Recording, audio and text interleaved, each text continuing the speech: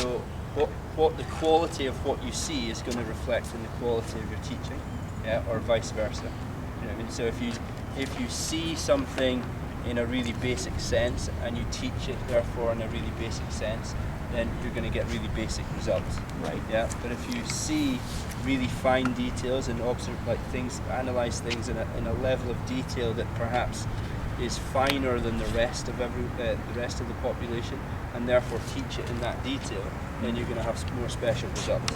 Yeah. The key thing is, you know, as far as the attention to detail is concerned, is still to relay it back in a simple message, because it's almost like the biomechanical rule of you can know all the fancy words, but you don't teach that to the kids.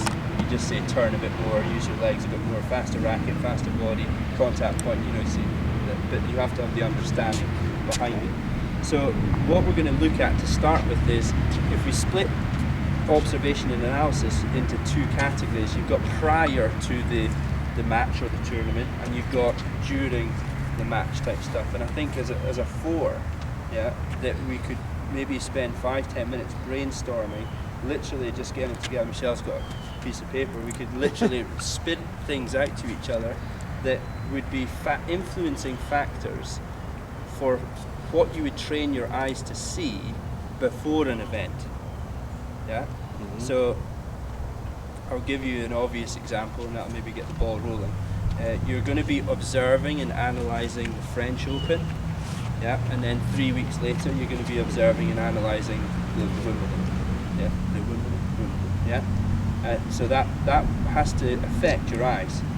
Yeah, you're going to be looking at different things at the French versus different things at Wimbledon. So I would suggest that we spend, 5-10 minutes chewing over that, so it really frames the mentality of how we go into the tournament and the matches to see. Yeah. So I think we could just start really, because today I want to really share and do lots of kind of get lots of input from you guys, and then I'll kind of lead it in some sort of path. Yeah. So spin it out. Let's see. So the influencing factors of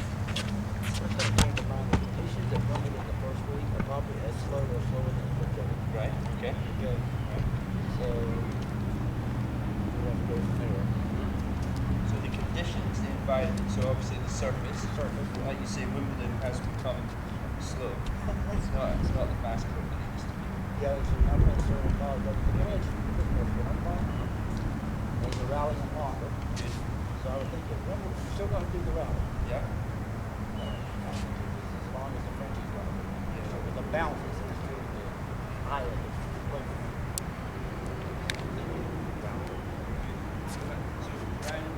So your observation in French would be more ground stroke based. Oh, they said the ball of the French is lighter now? Yeah. I mean heavier now? The ball of the Wimbledon is, Wimbledon is heavier. Yeah. Yeah. So the conditions are about, it was slow in Wimbledon the first week, they speed up the second. Depends on how the grass is green in the first week. But in general, Wimbledon has slowed down big time in the last 10 years. And the French has got a little bit not massive. I think we need to less important. Play on clay, but on the grass, you don't have to do that on each one. You have to do that horrible down. Okay. So we're talking light patterns of balls. Perhaps, yeah. Short surface. Yeah. Yeah. So if we kind of start to categorize things, we've got the things that are going to influence what we see. Number one is definitely court surface. Yeah. And so obviously clay is a completely different surface to grass. As much as the ball speed is not a million miles apart now, off the court, there's still a difference in, like you say, the trajectory of the jump or the bounce versus, so Nadal, the best will in the world, is not getting the same jump on grass as he is on clay, but he's still getting jump, so that's going to have an effect on what we might observe. Yeah. Anything else in that sense? If I mentioned this the other day, but all that. Yeah. Okay.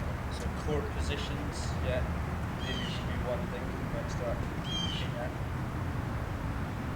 For example, you maybe seen the footage of this was the baseline in the style is playing on average, turning the serve maybe this far behind the baseline, the French, and then 3 weeks later, turning this far behind the baseline. His contact, his forehand is jumping up this high in the French, but it's only jumping up this high. So the surface really ultimately is going to have an effect on what we might observe. Would that play a part in your serving pattern? Yeah, every surface will definitely have an impact in that sense. Anything else that anyone would spit out? Yeah, I'm just talking. No, that's good. You're writing. Think of it. What about if I said you're going to observe Del Potro at Wimbledon versus you're going to observe Santoro at Wimbledon? Oh, flatter ball can go both ways, yeah. A harder ball, yeah. With the rallies.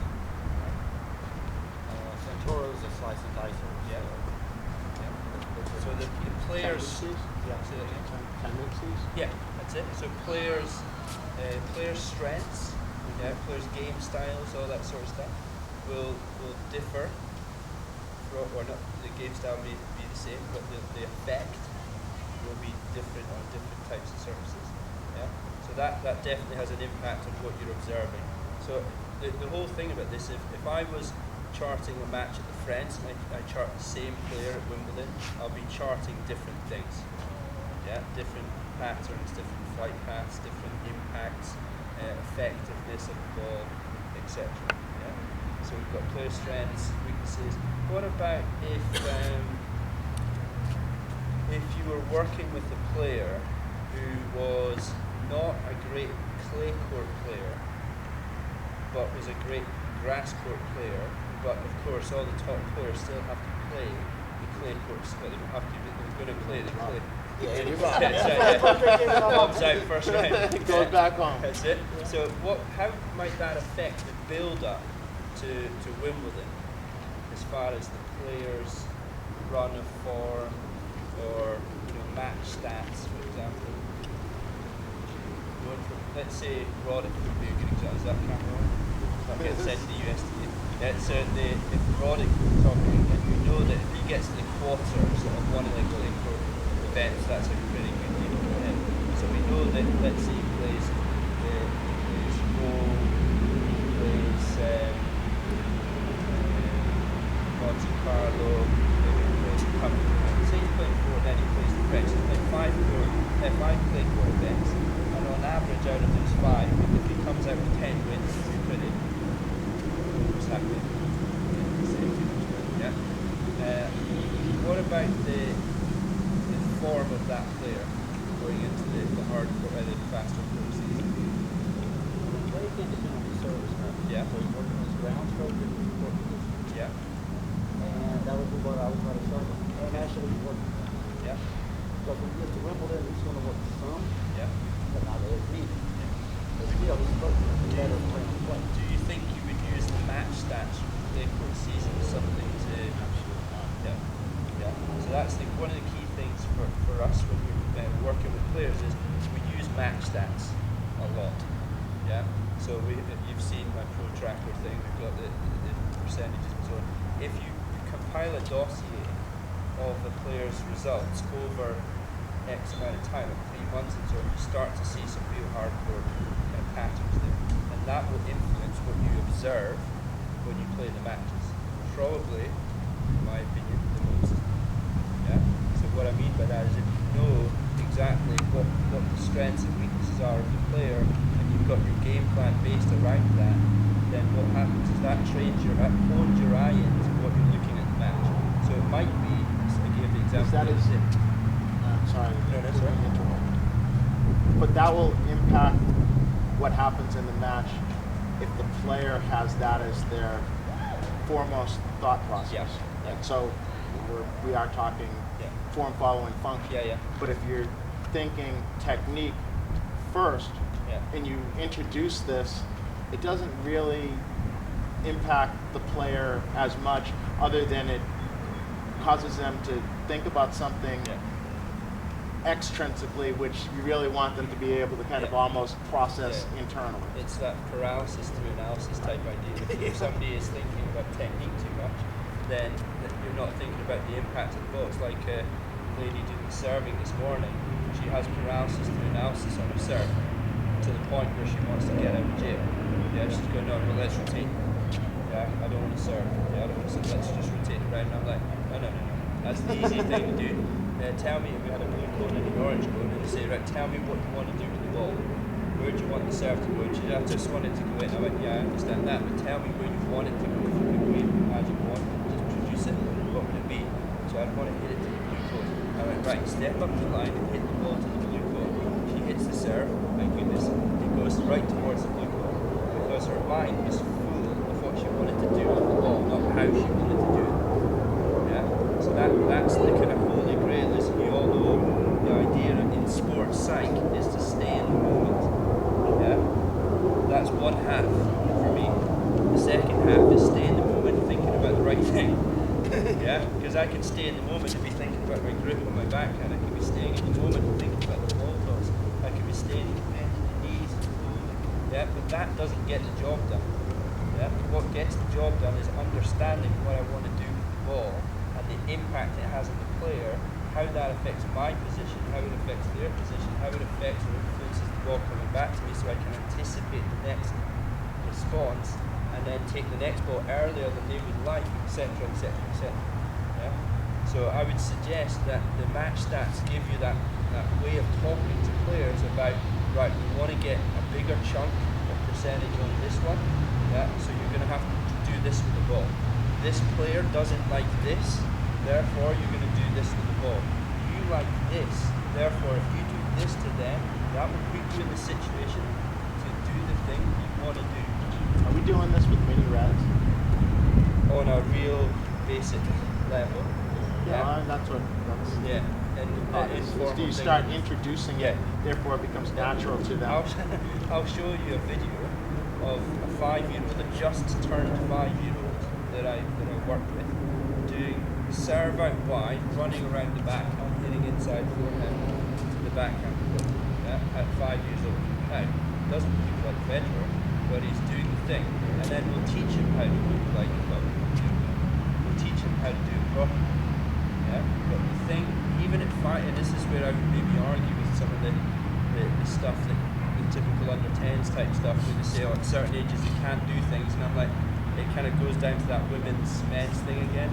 You know, if you say a woman can't serve properly, yeah, then you kind of subconsciously say, well, it's okay if she can't serve properly because most women can't serve properly. Yeah, and then instead of thinking, well, if I can teach this woman to serve properly, she'll have a head start.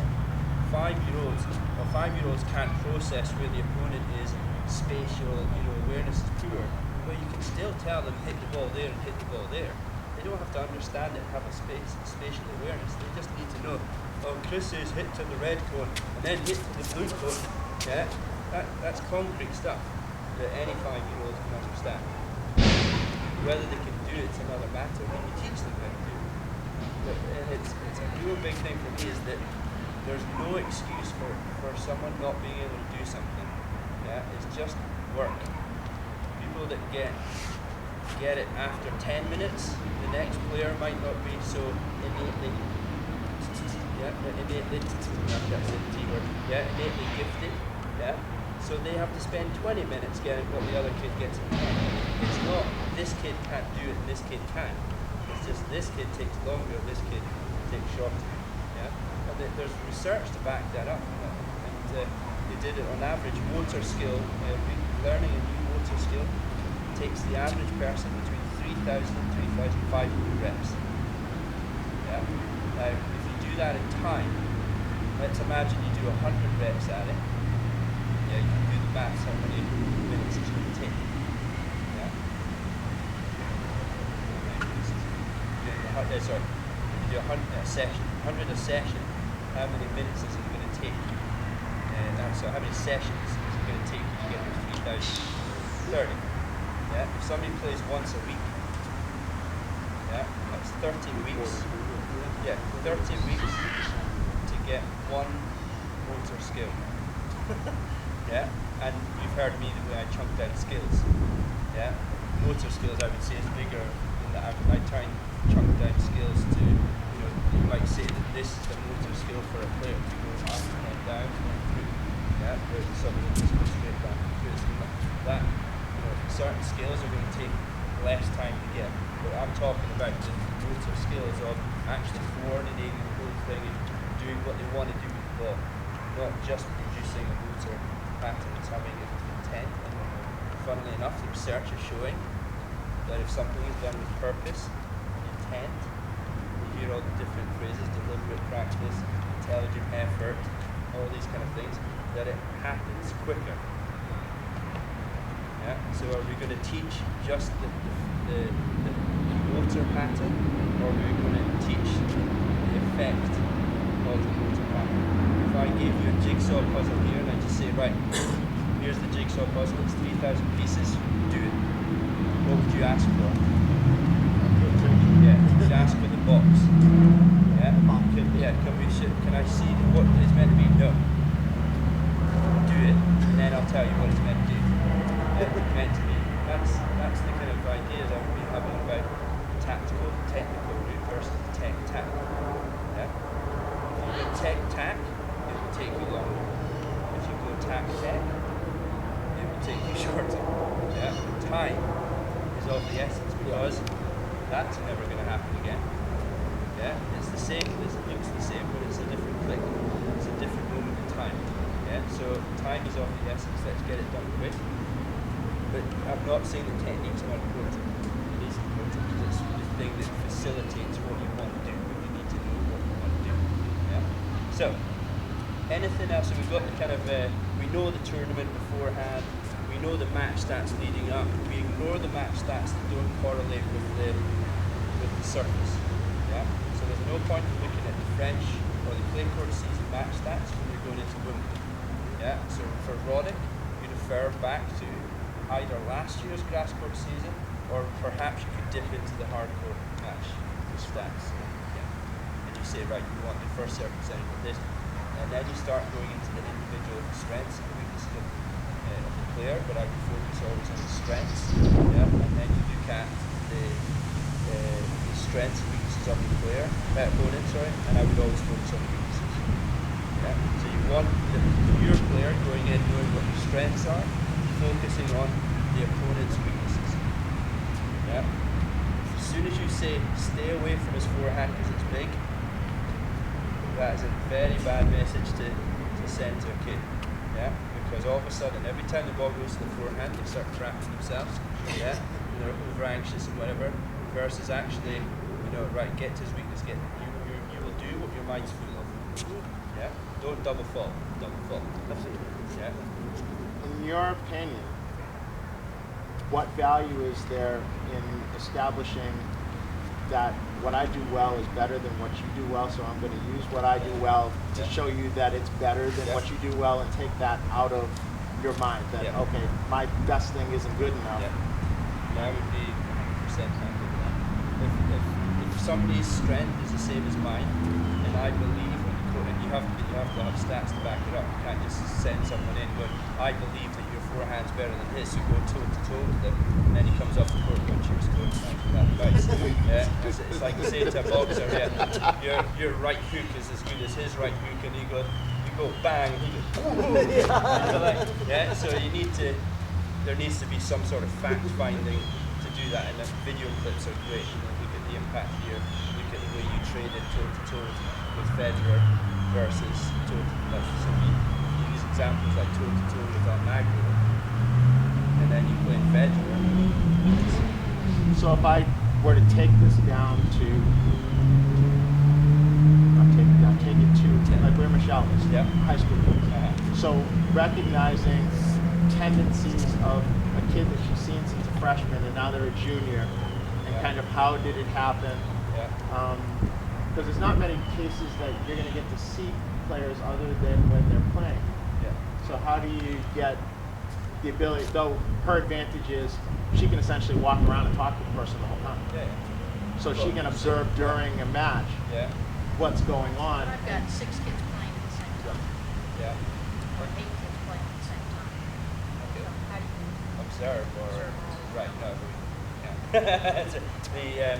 But what depends on the level you're operating. When you said you can speak to them, can you speak to them when they're playing the matches? In between. During changeovers. So it's the same thing like for me coaching zones, which is where I would kind of give my advice from is what I always did. Zonals is the same thing. We have, in some cases, added 10 matches. Usually it's boys and girls 5. And I'm looking at the matches, and unfortunately I'm looking at the ones that are gone in my favor or in their favor, and I'm letting them go, and I'm looking for the ones where I feel like my input can make a difference. Not that I ever want to throw away one of my kids and say this match is lost, so probably checking in with them enough that they don't feel isolated out there. Coach doesn't care about me, but I want to win. Because now I'm coaching them, and so I'm looking for those matches where I feel like I can make a difference. Yeah, so that would be like a Davis Cup last match, GB versus Turkey. We didn't scout the second player, we only scouted the first player. Yeah, because the second player was 900 in the world and we only playing a handful of futures. And the number one player was 103, and our number one player for that time, because I needed to play, was like 220. Yeah, so the maths is simple. If we beat, we're going to win both the second singles. So that's 2 love ups straight away.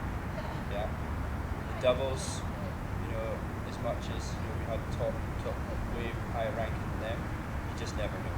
Yeah, so if we can squeak one of the singles against this guy, we've won the time. Yeah, and that's it. So we don't waste our time scouting the 900. We put all our resources into scouting the guy that's 103. Yeah, and then the information is so accurate, so specific, and it's on video. It's been tagged that we give Jamie Baker, James Ward the information, and they train for a week, because of course you don't get that luxury in any other tournament. You don't find who you're playing to maybe a day, 2 days, maximum 4. Yeah, and you train these guys for a week on the patterns they use, where to ball, how high, different zones of the court, and so on. Yeah, and they both go out and meet the guy that's 120 places higher than one, and 200 places higher than one. Yeah. But the easiest thing to do would be, wow, guys 103, our guys are 220, 290 or 300. That's the gimme. He's going to beat these guys. So we really need to focus on the two second and the doubles. Yeah. Yeah. So then your issue is like this, you want to get let your match settle. That's always, like how it does all that. Let the match settle and look for clues. Okay, your player's starting to do something, messing them up. Good. That's the during the match stuff. Yeah, and that's what will chew up. Yeah, is what you can look at during the match. I didn't know that you can actually sit. So it can actually make a difference during the match. Yeah, whereas normally your pre-match is to help you for the during the match, but you can actually do some observation. That's my favourite kind of coaching, is in the moment Davis Cup style, when your team's up and you're sitting on the court and you're going, yeah, have you seen this? Yeah, and they're like, oh, what? Like, you can't hit the ball for toffee in this square of the court in this contact point. Oh, right, okay, so let's find a way, because you can't just tell them that piece of information, because that's like telling someone that their backhand's weaker, so they just hit everything with their backhand. Yeah.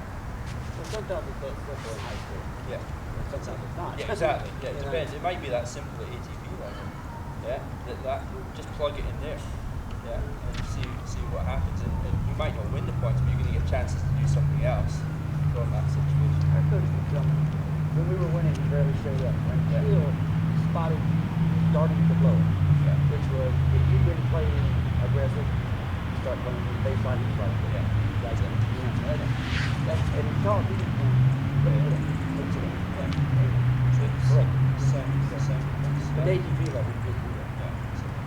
So, and I think you can use these principles at any tennis, right up to Davis Cup, ATP, WTA.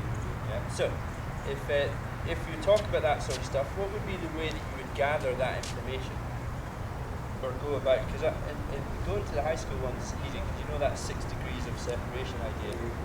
Before we went to the Orange Bowl, there's certain players that you don't know, yeah. Or if you go to Europe, there's certain players you don't know. And if you find that you get the draw and you don't know the player, you can find out within 2 phone calls what the player plays like. Yeah. So I would do that in high school stuff. If you get, I don't know if you get nominated for this, just so you find out what player or whatever. But it would be said if it's if I'm coming across it really competitive, but if you want the W, then you'll find a way of overturning any stone to do it, yeah. And you'll just find, say it if you can. But I've done some pretty suspect stuff to get information on players. Yeah, I've asked my wife to phone the coach of another player to ask about information about their player on a kind of just a curiosity kind of level, yeah. Or ask the player, if you've got your player that knows the players on their program, and you know your player's playing one of the players in that program, you don't get your kid to ask the opponent what they play like. You get the kid to ask somebody else in their squad or their country, their national squad. And so there's so many ways around it. Yeah, YouTube them. You might be amazed. You get somebody that comes up, and so it's the message there is just find a way of getting information. It doesn't have to be match stats or whatever. It might be just telling your player that the kid is 5'10" and has got brown hair. Yeah, and they look quite strong. Yeah, or they're 5'10" and they're wiry. Yeah, they're left-handed, right-handed. They use a head racket or a Wilson racket. Yeah, any information helps to alleviate some level of stress before the player gets on the court. Yeah, because they mentally can prepare. If you say, like, imagine the idea of a 12, 13-year-old playing a high school match, and then it's who you playing, and the guy comes through the gates and he's like 5'10", and the other kid's 5 foot, and the guy's got Nadal-like arms, then they need to know that stuff. Yeah, you're playing somebody that's 5'10", he's built like the Hulk, but the good news is he can't move for toffee, because he's 12 and he's 5'10". But a 12-year-old wouldn't react like that when they first see the Hulk coming through the gate. They would just go, man, he's big. Yeah, I've seen one of my players, one of 2 players that are the only ones I've ever stopped coaching, lose a match because the guy was bigger than him. Yeah, he made his mind up before he went on the court. Unfortunately, it was one of these matches where you sit on the court, as we call it, player plus type stuff. And I was sat on the court, and I could hear his chat, self-talk before was, "Wow, the guy's so big. How am I going to beat this guy? Yeah, he's like a 16-year-old. I'm a 12-year-old." And I was like, "Come on, Fraser, you've got the skills to mince this guy up," and he did. The guy couldn't move for toffee. He had a forehand, no backhand, couldn't change direction. So it was easy to game plan. Yeah, and we went on the court, 1-love down. "Oh, it's so big, it's not fair, it's not fair." At 2-1 down, he's crying. Yeah, and I say to him at 2-1, if you are still crying and pissing and moaning, excuse my language, at 3-2 or 4-1, whatever it is, the next changeover, I'm pulling you out of this match. And he's like, "What?" I said, "You're coming out of this match." Because I'm not wasting my time. I've driven like 7 hours to the tournament. Yeah. And so he goes back out to play, and I go across to the opposing coach and I say, "Look, I've done the deal with this guy. If he's still crying at the next change of ends, we're stopping. He's 3-2 down, he's going on serve. Yeah, he's still crying and moaning about the guy being big. So I pull him out of the match." Yeah, and of course I have to phone the mother and say it's quite a big event. We pulled him out because he was crying. Explain the reasons, we shouldn't buy into it. 6 months later, all this kind of stuff happens again and again and again. No, waste of time. I should get buy-in from the parents here, you're wasting your time. So, the message is details, details, details. It doesn't matter how specific. Obviously, the more the better, but even if it is just something prior to the match, then you can tune your eyes up for something. Yeah. Ways to do it: video analysis, match charting. It can be specific or as basic as you want. Stick man with a dot for contact points on their forehand and backhand. Crosses for when they don't make it. Ticks for when they do. Courts where ticks where they make their best shots from. Crosses where they break down from. Have scales at the side of the court. Stick man, or he breaks down. And just show the kids, like, He doesn't like being in that part of the court, and he doesn't like the ball at that height. Yeah, look at the stick man, look where all the dots and look where all the crosses are. Yeah, and they're like, okay, so they go on the court and they loop it up to the forehand.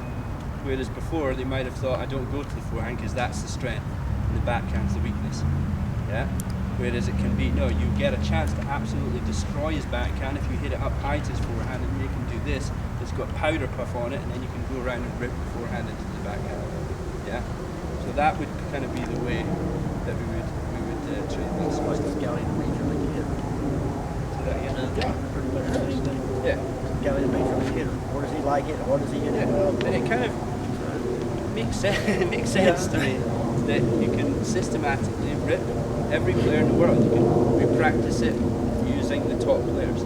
Yeah? So we know how to beat Nadal, we know how to beat Federer, but there's one thing knowing how to beat someone, there's another thing being able to do it. Yeah? But then what do? You train it. You train how to beat a player, but don't do what Roddick did and train, consume yourself on how to beat one player, yeah, for 2 years, and then your ranking slips down because you can't beat Federer. You still got to beat all the other guys. Yeah? So, create dossiers, all that sort of stuff. Yeah. So that's the kind of framework of what we're doing. What we're going to do is go through a little bit of the game situation and tactical intentions, but we're just going to kind of fly through it, and Dean will pick it up because he's sharp. So if does anyone want to hit balls, or I don't mind hitting, or I volunteer. Yeah. Okay. Do you want to hit? Sure. Do you just let's literally hit balls for a couple of minutes, and then I'll give you a little task. Easier to be moving than standing. Yes. Yeah, exactly.